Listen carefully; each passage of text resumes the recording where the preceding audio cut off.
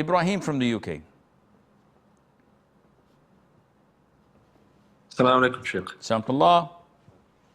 Sheikh, I heard recently the Salaf used to, how do you put it? They used to be happy with the bad qadar and the good qadar.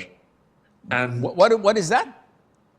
that they used to be happy, the Salaf used to be happy with the good and the bad qadar, meaning they accept the good and the bad, and they'll be pleased with whatever Allah gives them. No, this is not true. Who said this?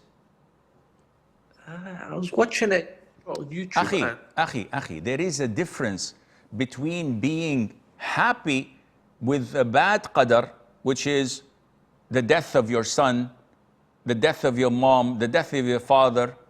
This is bad qadar for you, which is a calamity. You're telling me that the Salaf, when their children died, they would throw a party and say, hey, my son died? Definitely not. So they were not happy. However, they were content. This is called ar-rida. Yes, this is a different thing. When the Prophet's son, and I apologize for interrupting, but I'm just saving your time and mine and the viewers.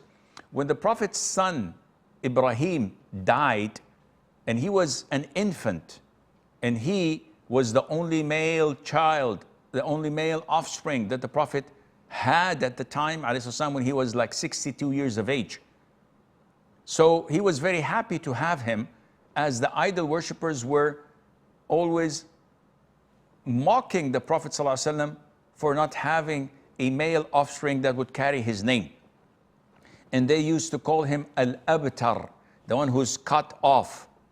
And that's why we read in the shortest surah of the Quran, Inna shani'aka huwa al-abtar. The one who hates you and says these awful things about you is the one who's cut off and would not be remembered or mentioned later on in time.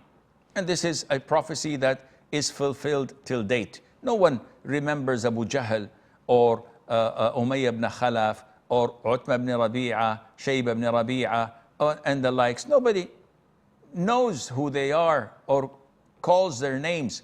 But the Prophet's name, ﷺ, is mentioned all over the world, 5 times a day, round the clock, 7 days a week, and so forth. So when his son, whom he had great hopes on, all of a sudden died, he wasn't happy, he was content. So he said, القلب يحزن والعين تدمع ولا نقول إلا ما يرضي الرب وإنا على فراقك يا إبراهيم لمحزونون. The heart is saddened, the eyes weep, and we do not say anything except that which pleases Allah, but by Allah we are saddened and heartbroken for departing you, Ibrahim. That's it. End of story, and life goes on. So I hope this answers your doubt.